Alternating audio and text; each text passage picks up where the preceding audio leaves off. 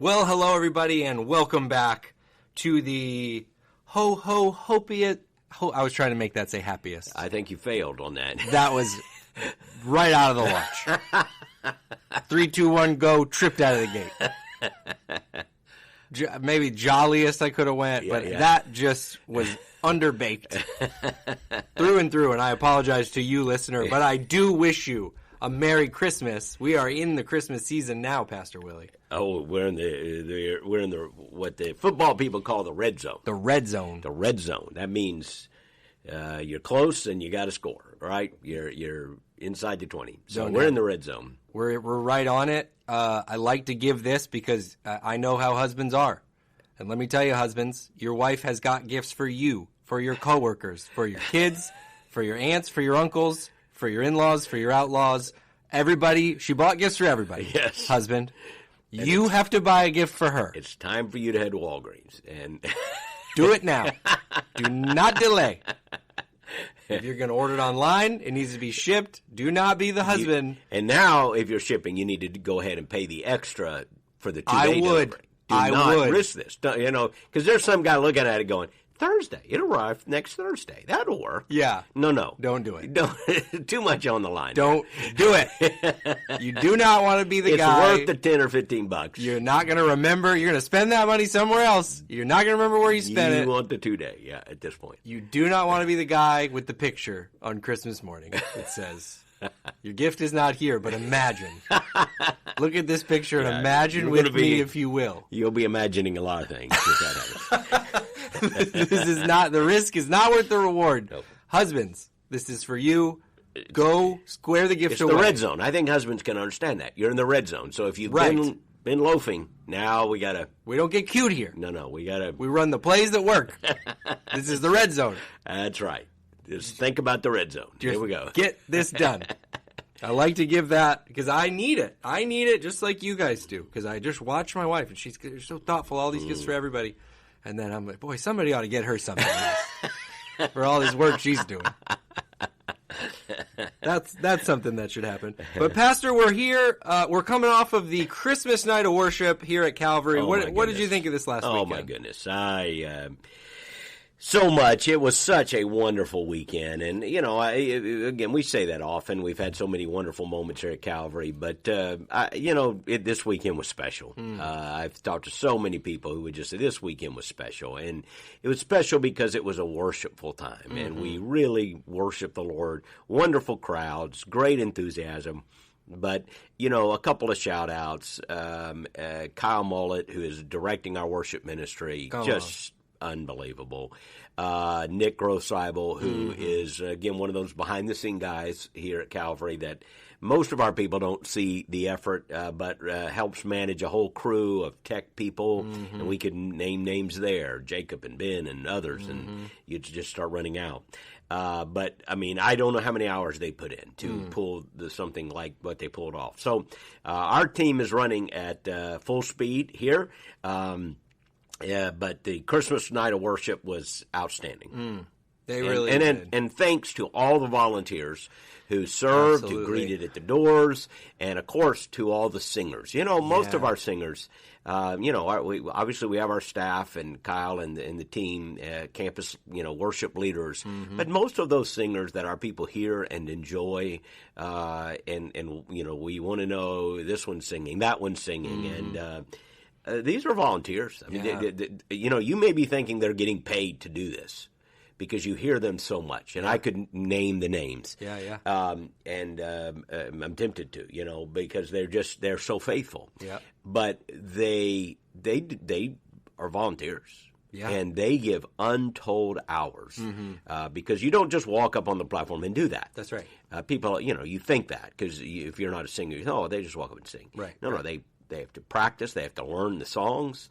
They have to practice over and over, and then to go and do that. They do this because they love Jesus and they also love their church. Yeah. And so we thank all of them.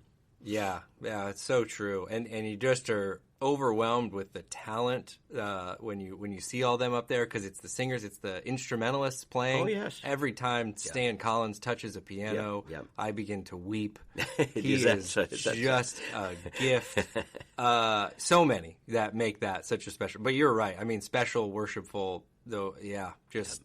Celebratory. Oh, it was so great. It was just such a great time. Yep, and we have a couple of great services coming up in the next week and a half or so. That's right. Obviously, Christmas Eve on all of our campuses is very, very special. A little different this year because it falls on the Sunday. Right. And so that makes it a little unusual. Normally we think of Christmas Eve, we just come back for the Christmas Eve service because it's a Tuesday or something. Yeah. But being on a Sunday this year, and people have asked, and I know it will be a little confusing because this would be the only year we do it like this, right. We're just doing different campuses. The schedule's online, I know. Not every campus is doing 4, but Clearwater's doing 4. I think most of the others are doing 4. I think Seminole's 3, maybe. 3. Yep. All the schedule is online, of course. But we're doing the same service. Mm-hmm. We're doing the same service, and I know I think it may trip people up. And if you want to come back twice, that's fine. But the morning service will be a Christmas Eve candlelit service. Yeah. We're doing the service. We'll make sure there's a message in all of the services. But so if you want to come in the morning and then you have Christmas Eve, you're ready to go. If you want to be with your family in the morning and have a breakfast and then come do a service in the afternoon, whatever works for your Christmas Eve. But I do encourage you, build your day around making sure you come to one of those services on one of our campuses. Because it will be the highlight of your Christmas Eve. Yeah. And even your kids who want to do other things, they want to eat candy and so forth, open presents. I understand that. They're kids. Yeah. Let me tell you 20 years from now what they're going to remember. They're not going to remember the pair of socks you bought them or even the new bike you bought them. They maybe a bike, but they're not going to remember most of that. And it certainly won't last. But when they're much older, they will go, I remember Christmas Eve services that my parents would take me to, and that will be indelibly marked in their hearts and their minds. So make sure that you make it a priority to have your family in one of these services. Absolutely. Yeah, it is. I love our Christmas Eve services here at Calvary. I'll go ahead and for the reader right now, you don't have to jot these down because, like you said, calvary.us, the whole schedule. But Clearwater, Eastlake, Crystal Beach is all doing 9, 10:30, 3, and 4:30. Yep. And like you said, they're all the same services. Candlelight, the whole thing. Yep. If you want to come in the morning and then wear your Christmas tie and you come back later, you could do that. Yeah. You got your special Christmas Eve outfit picked out. You want to rock that later. I understand. And then Seminole, 10:30 in the morning, 3, 4:30. Yeah. So that's the flow. And it will be confusing to some people. And again, if they come back twice, fine, but it will be about the same service. Yeah. So the people are asking, are you going to do the candles? Are you going to do the silent night? Are you going to do Oh Holy Night? All of that, 9 o'clock in the morning, 5 o'clock, or whatever the afternoon ones are, sure. 3, 4:30. Yep. All of it is the same. 4 identical services. So we encourage you to pick one, build your Christmas Eve around that, pick a worship service, and come, and it'll be a wonderful time. It is one of those for families too, and I'm glad you said that. We're all in the same month, listeners. We're all everywhere. We're trying to get all the presents and go to all the things and do all that stuff. But definitely, what you prioritize in this time is important, and it is remembered. It's what will be remembered. Yeah. The thing you made the time for. Yeah, absolutely. And those sacred moments are what you will remember. And to me, it doesn't get much more special than Christmas Eve. And it doesn't get much more special than Christmas Eve at Calvary. That's right. I can say it. It's a special time. That's right. Again, full schedule is online. I'll put that link in the show notes if you want to just click on that and check it out. And, we say this every season too, but it bears repeating. It is such a great time to invite people to come with you. Yes, it is, yeah. People are more open this time of year. There is, for whatever people pontificate about the state of faith or spirituality in our country, definitely the holiday season. People know there is spiritual connotation to this. There's something here, and they are open to invitations, conversations, that type of thing. Absolutely. We should be thinking about people that we can invite, and because it's a great opportunity, and we try to be very intentional in all of these opportunities to share a gospel message and point to the one who is the focus of it all, the Lord Jesus. That's right. And the fun just rolls on because this coming Sunday, we're recording this on Wednesday. We got the kids involved in the service. Yep. They're going to be up there. It's going to be a fantastic day Sunday for many reasons, but kids involved in the service, and so that's always. I think that's at every campus. I think, and so it should be a special thing, and of course Christmas music, and so a wonderful time. I don't care what sort of Grinch 3 sizes too small heart you have. When you hear little kids on stage singing Christmas carols, it gets to you. It gets to you. Yeah. It's cute. It should be wonderful. Fills you with the Christmas spirit. Well, I got some stuff I want to talk about, but before we get into all that, I have a little game for you. Okay. I'm springing this on you. This is being sprung. Yeah. You didn't know that this was going to happen. This stuff always makes me a little nervous. I like that though, and I think you know that I like that. Yeah. There's a couple of questions. This is a game called This or That. Okay. I'm gonna give you 2 choices. These are all Christmas oriented. Okay. Okay. Let's go. Christmas away or Christmas at home? Christmas at home. Yeah, that was neat. I started with a softball. A real tree, or this is controversial.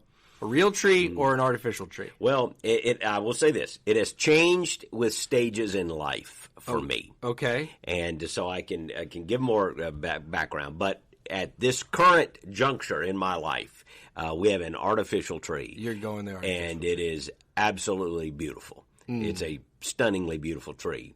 And we did that several years ago after the kids were grown and gone. Okay. While our kids were at home, we always got a real tree. And the smell, the beauty of it, it was wonderful. We enjoyed that. But then at some point, and the kids are gone, you can afford an artificial tree, which costs more up front. You go, It'd be nice.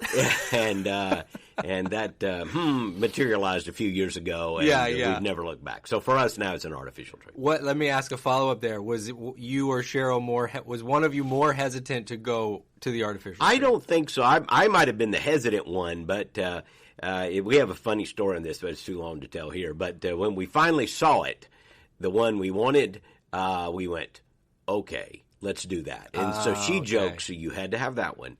And we went to quite a process of getting it. Okay. It was quite a process because then by the time we went to buy it, it was sold out and we couldn't find it and so on and so forth. But anyway, we have it now and we've had it for several years. And maybe this is a common marital discussion. We've been a talk in the Russo house. The numbers to me just are hard to look past. That I buy that tree one time and I keep using that same tree and I don't have to buy this Christmas tree every year. But Rach is a diehard. Yeah, real tree person. Yeah. Well, if she ever softens, that's your moment to strike. I know it. Just strike in that moment. Every year, you sort of because they will be grateful once you cross the line. You're right. Yeah. Our tree this year. This is a fun fact for the listener. Is dying. We don't know if it's going to be. We got it. You put water in it. We put water in it. We're trying. We're looking up last night as we record this. Last night, how do we keep this tree alive? Hazards, they're very. This one is especially. It's hardly anything but a thing of sticks. So take a picture of mine and then take a picture of that one and go, see? Somebody. The pastor paid $0 for his tree this year. Their budget line item was $0. If you bump into our tree right now, the needles. Oh, that's bad. Fall down. But yeah, that's where we're at. Okay. Let's go Christmas presents or Christmas food? Well, I will say Christmas presents, although, I'm a fan of both. And at Thanksgiving, I would say food is the star. Right. But presents, not that I need any presents, but the enjoyment of watching the children get presents trumps. But the food is pretty spectacular. Pretty great. At Cheryl Rice's table. Let me tell you, the food is pretty spectacular. Okay, if you're going to help with one, or which of these do you prefer? Yeah, just this or that. Decorate the tree or wrap the gifts? Ooh. Well, that's Do you decorate the tree? Is it? No, we do decorate the tree a little bit. It has some things on it. I'm good at neither. But I'm especially bad at wrapping presents. So I'm good at neither. I would be C, none of the above. But if the two, I would say, I'll help decorate the tree. Right. Only because, I'll just throw a few things up there. But right. You really want my wife doing both, decorating the tree and wrapping the presents. We have a very special... I just do not like wrapping presents. And my wife told me the other day it's because you use too much paper. She set me down and gave me these instructions, and she has a technical way, and I pretended to listen, and because in my mind I'm going, I'm glad you're wrapping this present right now. Right. That one's done. And if I delay long enough, maybe she'll wrap the others. Show me one more, and then show me just one more. I just need her to wrap hers. That's the problem. That is the issue. It's just so much better. It's just so much better. And when you find someone who does it better than you, what's are we trying to do here? What are we trying to do here? I've talked about this on this podcast about dinner. I can make dinner. Everyone loses. I will do it. I will. I'm the same way. We have a tradition where I put the lights on the tree, and then Rach tells me to redo the lights on the tree for decorating the tree. It's a pretty sacred tradition in our house. We do it every year. All right, last one here. Family gathering. Playing games or watching movies. Christmas time. I'm not a big game person. I think the family has more fun when they play games, and I can be brought into games. My family says I'm not a big game person. Like, let's play a board game. I'm not that guy. You're not really a movie guy though either, are you? Not. You're like a documentary guy. I'm a nothing guy. But Cheryl and I sat down and watched Christmas Carol last night, which I love this particular version. And so the British actor. Maybe I'm just going to say maybe Christmas movie, because for years we had, when our kids were young, we started a tradition that we carried on, I suppose, 20 years, which was on Christmas night after everything was over. Sometimes late in the afternoon on Christmas, it's kind of almost a letdown. It's like, so much build up. Now it's, what are you going to do? We would always end our day going to a movie. I've heard of this. And we would pick out whatever the Christmas movie that is best for the kids. Yeah.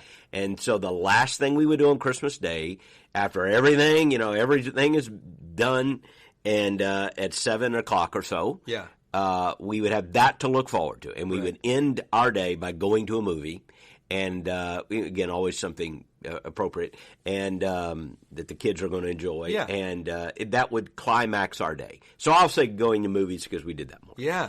I love that.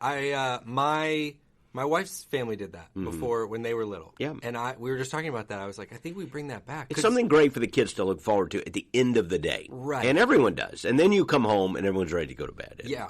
Yeah. But what a relaxing. It's nice. The house is, we're not at the house. We're not dirtying anything. I like it. Yep. I think we're going to do it. I recommend it. Well, that's great. You crushed that game. There's nothing to be nervous about. Oh, yeah. You did fantastic.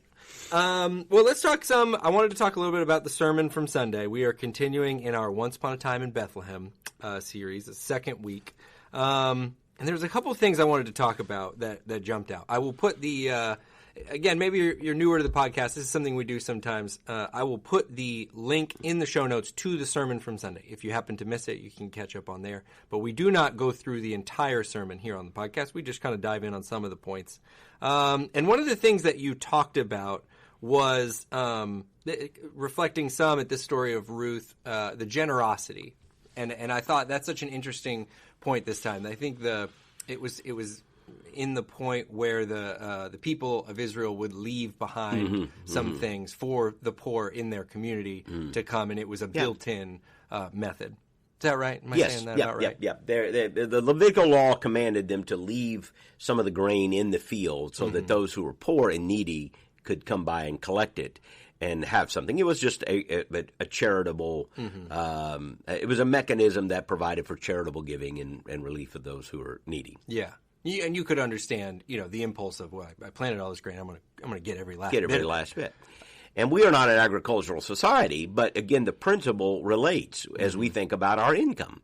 What is the natural, normal, selfish tendency is to use all of our resources on ourselves, or in some cases to save, but it's basically for ourselves. And it is a reminder that written into the fabric of what it means to be the people of God, this is a command from God, so it reflects the character of God, is this idea of leaving some on the margins to be generous and to give to others. And, of course, at Christmas we do talk about that, and people naturally think about that. But they should. It's a good thing. It's a godly thing, and it was a biblical thing, and yes, it's part of this story. Yeah. And just when you were sharing it, I was thinking, we know the economic hardships people go through. We know about inflation. We know about all those different things people are facing. Why is it so important if you're a family and you're looking, we're trying to get gifts for everybody, and I just don't even know if we have it. Why is it important to still build in generosity into this season in particular? I think because it honors God. I think it obeys Him. I think that's the most. I could give you pragmatic reasons about it. Helps people, but I think it reflects the character of God. Someone said you're never more like God than when you're giving. It is the antidote to selfishness. It is the antidote to materialism. Yeah. Give. Just give. And so when you build a pattern of giving in your life, and then in a season like Christmas, you give extra. You look for something out of the ordinary as a way of giving. You are reflecting God's character. You are obeying God, and you are honoring God. You are thanking Him. Giving is a way that I am constantly preaching to my own, fallen nature. I'm preaching to myself. Everything you have comes from God. Remember, He is the source of all blessing. So when I give regularly my tithe or an offering, as well as when I give in a charitable way, I am recognizing and honoring and obeying God. That is the greatest reasons to do it. Yeah. Now, there are practical reasons, of course, and that is that many people are helped and many people are blessed. Even in our church, the giving in December is far more than 1/12 of the year. It may be as high as a fifth of the year. Wow. I think don't hold me to that, but it's somewhere like 20% or maybe even higher of our giving that will support the ministry of our church will come in the month of December. Right. So this is the moment in which we need to we depend on the generosity and the faithfulness of God's people. And then, of course, beyond us, there are people who are struggling. They can't, whip out a credit card and spend $1,000 on presents or whatever the number is. Yeah. And yet, for some of our people, that they wouldn't blink an eye at that, or $100, whatever. Yeah. But to give and so, I love that Calvary is all. We try to have these opportunities to give to help provide for children at Christmas, and all those cards get snatched up first right away because and it's a good thing. Yeah, thank you for snatching them up, and don't wait for a card. You may know of a family in need, and you sometimes you run that in your head like, gee, I wonder if they could use some help. Probably, if you're asking that question, the answer is yes. Yeah. And nowadays, how hard is it to get a gift card and put in a Christmas card? Hey, have a meal on us, and that's a beautiful gesture. And you may be thinking of, hey, that's enough to go out and have a wonderful evening, but actually, it may help them buy groceries or something. Right. You never know what people are going through. So, if you have that impulse for generosity, it usually comes from the Lord, doesn't it? And so, it's a good thing to be generous. Yeah, absolutely. And we're so thankful to so many people who are so generous here at Calvary. And if you want to give to Calvary, that you can at calvary.us/give. We also, at this time of year, always do our Christmas Blessings program, which is a great, that's what you're referring to with the kids. There's some foster kid opportunity to step up for some foster kids in our community. And that's available in the lobby at all of our campuses this Sunday when you come to church. So make sure you check And online you can give to there's a lot of, we emphasize giving primarily to the ministries through our ministry plan, but X-150 giving. Yeah, that's right. That we have a special world missions offering, all of which is given to our mission partners. So there are ways to give in designated ways also that are also very appreciated. Mm-hmm. Love that point. And then we spent a lot of time talking about a word that you really keyed in on. I think I'm saying it right when I say Khesed. Khesed, yeah. Khesed. I think. Again, Hebrew can be, there's kind of this guttural sound. Yeah. It's a CH at the beginning in English if you transliterate it, but the C is kind of silent, so it's not really the ch sound. It's different than an H sound a little bit, but I can't do it. Right. So go to Israel and ask a Jewish person to do it for you. But it's close enough to say Khesed. Yeah. I was fascinated with this when you were kind of unpacking it. Maybe if you would, again, I said we wouldn't do this a lot. For the listener who maybe missed some of it, can you give them just what does Khesed mean? Yeah, Khesed is a word used 248 times, I think, in the Old Testament, is the number I think I quoted a lot of times. And it's a word found in, to me, it's one of two words that you really can't understand the book of Ruth without. And there's that moment where Naomi recognizing, and again, you have to know the story, but recognizing the kindness of Boaz toward Ruth and then seeing it in a bigger perspective. He is fulfilling a role of a family redeemer. Naomi says he has not failed to show us kindness. Now, kindness was in the CSB translation, but the Hebrew word is Khesed, and it again is difficult to translate from Hebrew to English because the word is so rich. I remember having a Hebrew professor, Brent Rees and I, by the way, had the same Hebrew professor. Oh, wow. Very interesting man. We'll tell you about him sometime. But I can remember him still. I'm not sure he was ever better than when he was lecturing on these Hebrew words, and he would just kind of go off, and he would start talking about Khesed. And the richness of the word, it's kindness really doesn't do it. Loving kindness, faithful love might be the most common CSB translation of the word. It means a love that endures. It's the action of love, the decision of love, what love does, not so much the feeling of butterflies and sweaty palms. Right. As wonderful as that can be. Yeah, it's this steadfast, faithful love. That's what it is. That's an important distinction, yeah, because it's one of those words you run across, and when it does get translated to kindness, you might think a kindness, right? Like you see someone outside of Publix and you do them a kindness. Yeah. And you're saying this is deeper. This is I think Naomi recognized in what Boaz was doing toward her family that it wasn't just again, like you said, and by the way, it's wonderful to be kind, right? To say kind things and to help people. But she recognized something deeper was happening. He was demonstrating this huge principle that is most often illustrated by the character of God, his Khesed, his faithful love toward his people that endures through time. And Boaz was reflecting that. She was experiencing that. And by the way, there's some question that even when she says that, she may be seeing beyond Boaz that God himself is demonstrating Khesed through Boaz. Yeah. So again, there's some debate about what the pronoun. She says he has not failed to. And so somebody, he's talking about God. Context seems to imply Boaz, but there is this idea that Naomi realizes, the God that she thought had abandoned her family has actually been faithful. Right. And his faithful love is being expressed. Yeah, that's what's really stuck out to me throughout this series is we've talked so much about Ruth. It's just a great book. It's such a great story. And the character of Naomi has really jumped out at me this series because you have her in the beginning. And again, there's always these things you and I talked about, and my mind just sort of drifts to what's going on there that we don't know about, right? So a husband and wife decide to leave town because how much did she weigh in on that decision? How much did we talk about this?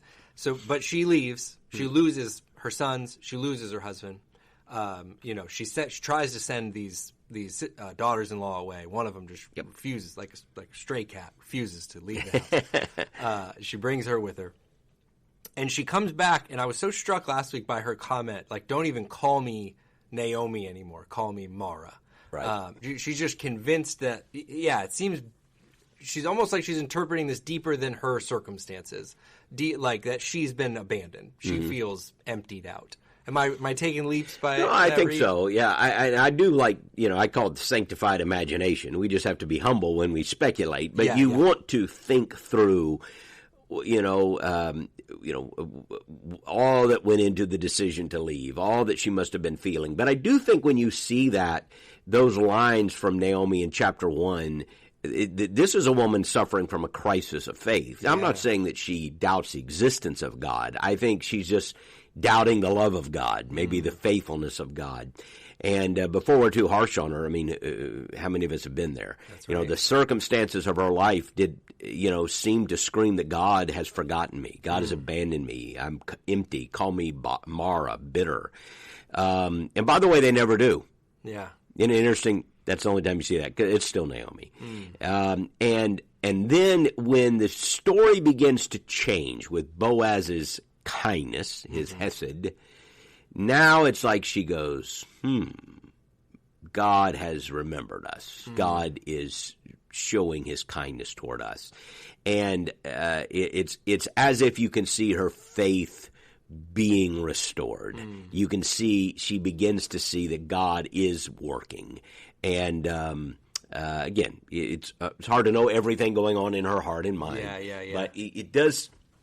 I do not think it's a leap to say she is having a crisis of faith that is restored as God begins to demonstrate his faithfulness to her. Yeah, you see it starting there in 2, like we talked on this Sunday, and then I think as we'll get into it more in 3, it's almost like she's kind of like you get to see her take this turn towards maybe having some hope again, maybe thinking she might have a future again. I think it's a clear turn toward hope, and this act of Boaz causes her to realize the faithfulness of God.